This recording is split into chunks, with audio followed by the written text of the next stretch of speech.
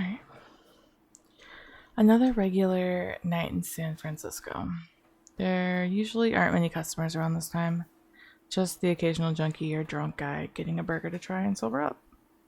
And here I am, staring at the girl, I can't talk. The blending milkshake blender, bored out of my mind. The normal routine. I glance up when the doors of the kitchen behind me suddenly swing open. It's Troy, my boss. He gives me a happy wave and grins. I can tell he's gonna call out my name in his friendly voice. What's my name? We'll be Ash. Let's be Ash. Hey Ash, glad you decided to come in early. Yeah, boss, no problem. Probably shouldn't tell him I just needed the extra money. What, does he think I come here for fun? Kinda slow right now, huh? Well, just keep the place cleaned up until someone comes in. I'll be back. I'll be in the back if you need me. Gotcha.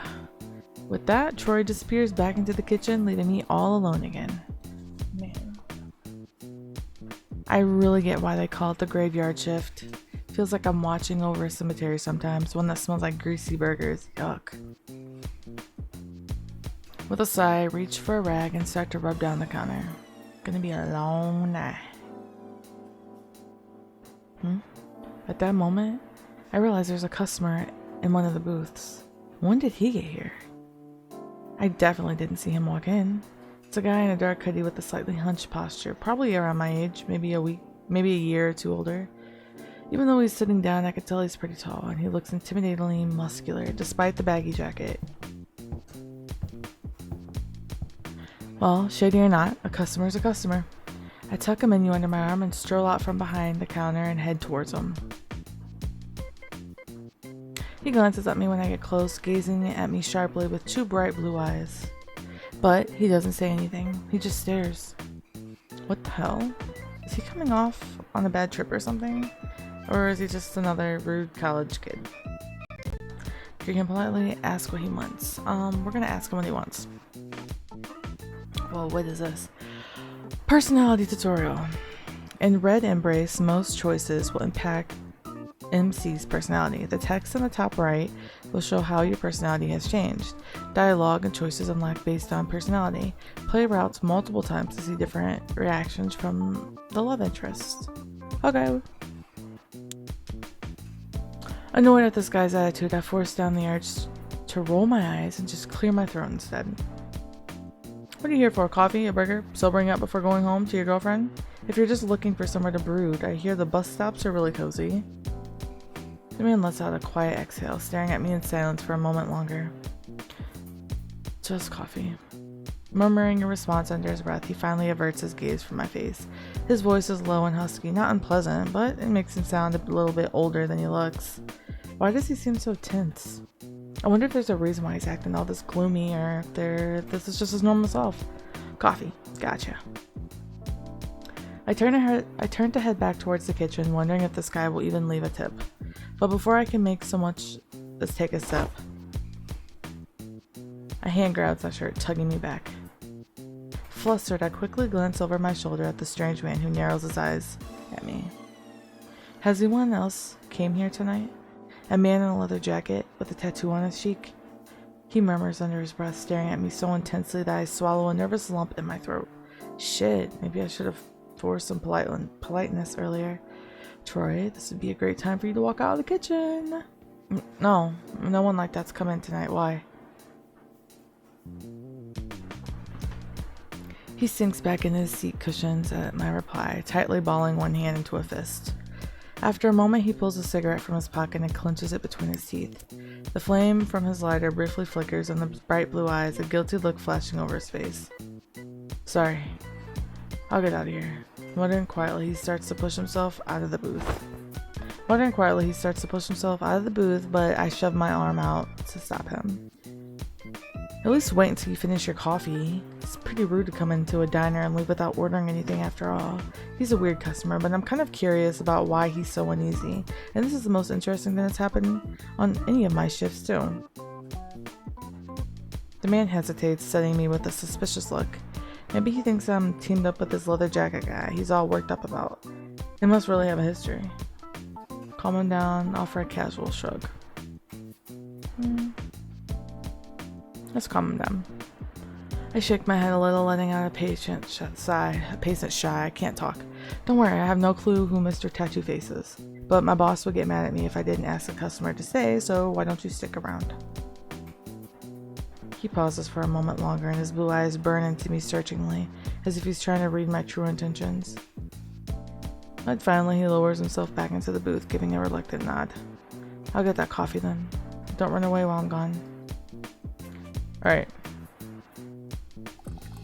With that, I hurry towards the kitchen, setting up a pot of fresh coffee to brew.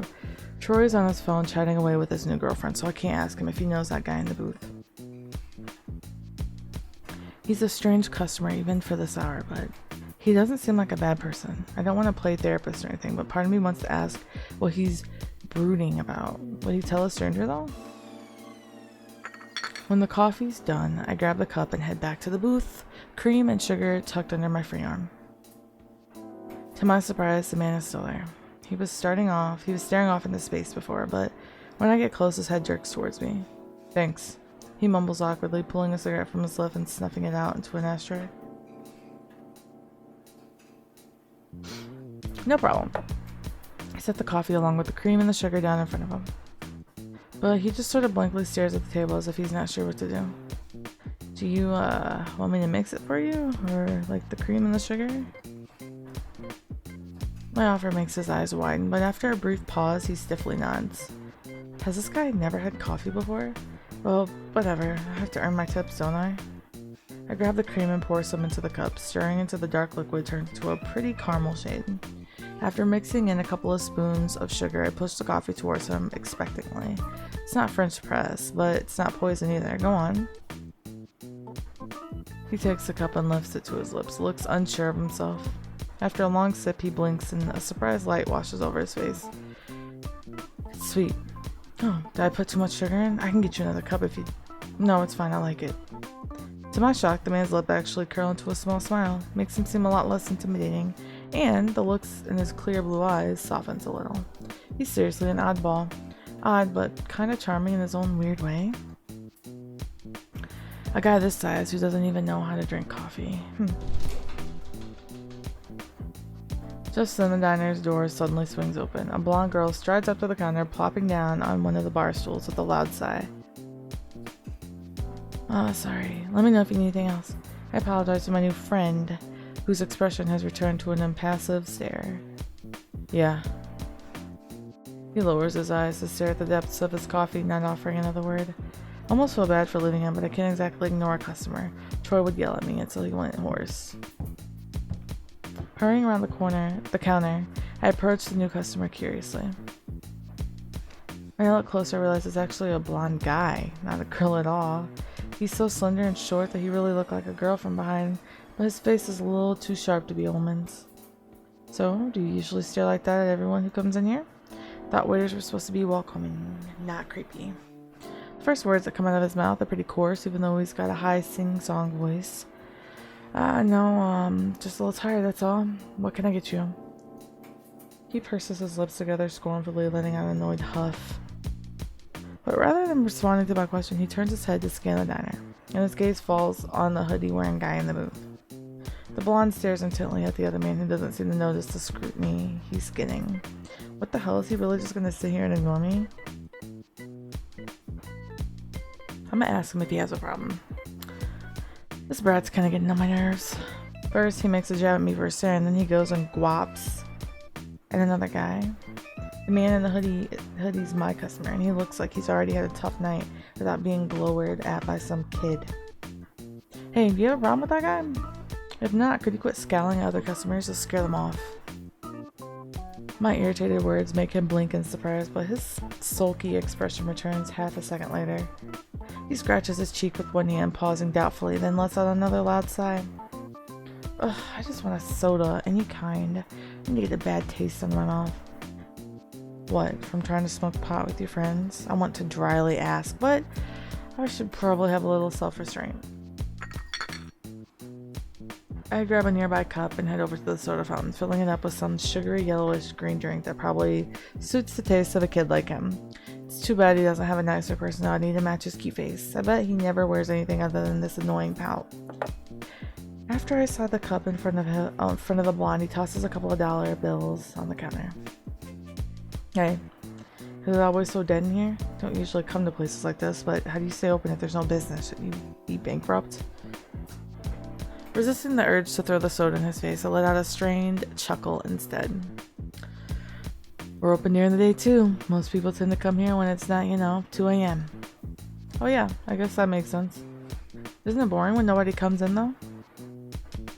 He sounds so innocent and curious that my irritation melts away a little bit. It's pretty damn boring. Most of our clientele at this hour are just a few folk who are high, drunk, or both. They don't make for great conversation partners, let me tell you that much. Huh.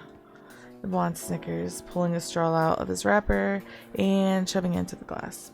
He sips a bit of soda, then idly swirls the straw around with one finger, propping his chin up on his hand.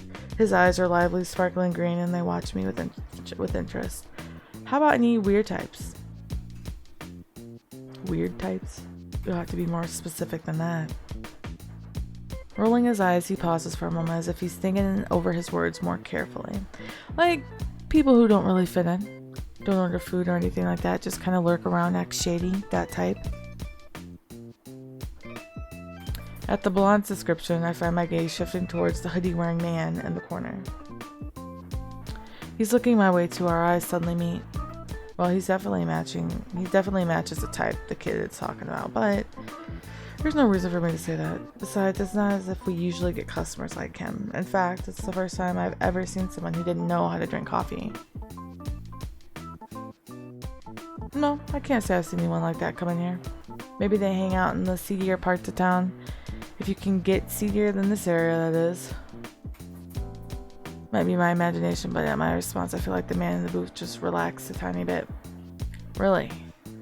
I guess so. The blonde looks a little displeased, and he chews on the tip of a straw, absent-mindedly. Why do you ask? Are you looking for members of a gang or something? You could say that. He hesitates before replying, shifting in his seat.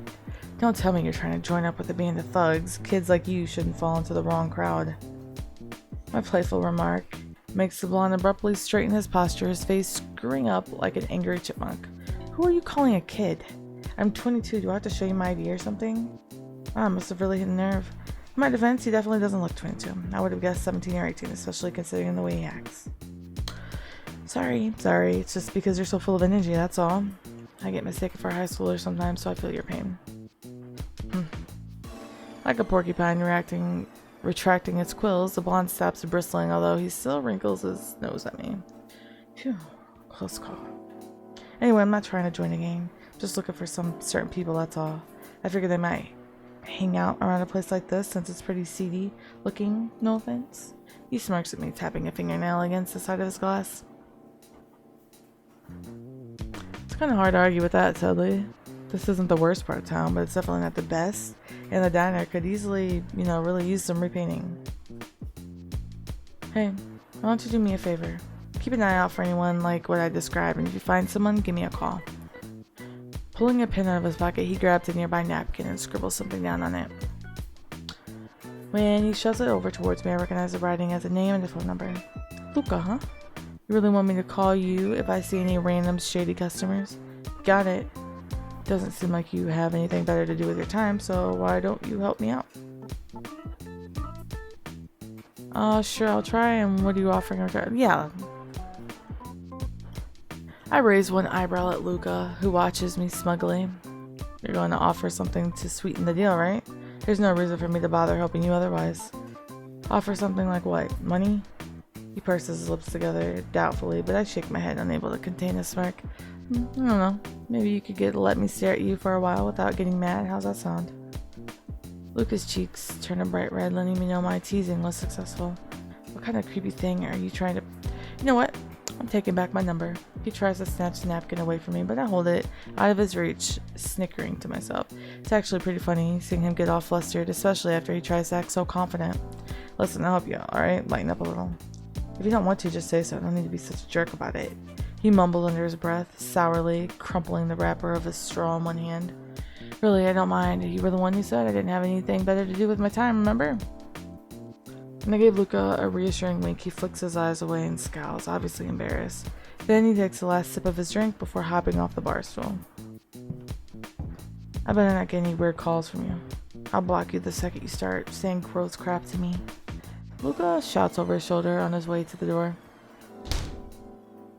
Chuckling, I wave a dish towel at him casually, watching him disappear into the thick of the night. Silly kid. Who knows what kind of trouble he's trying to work his way into.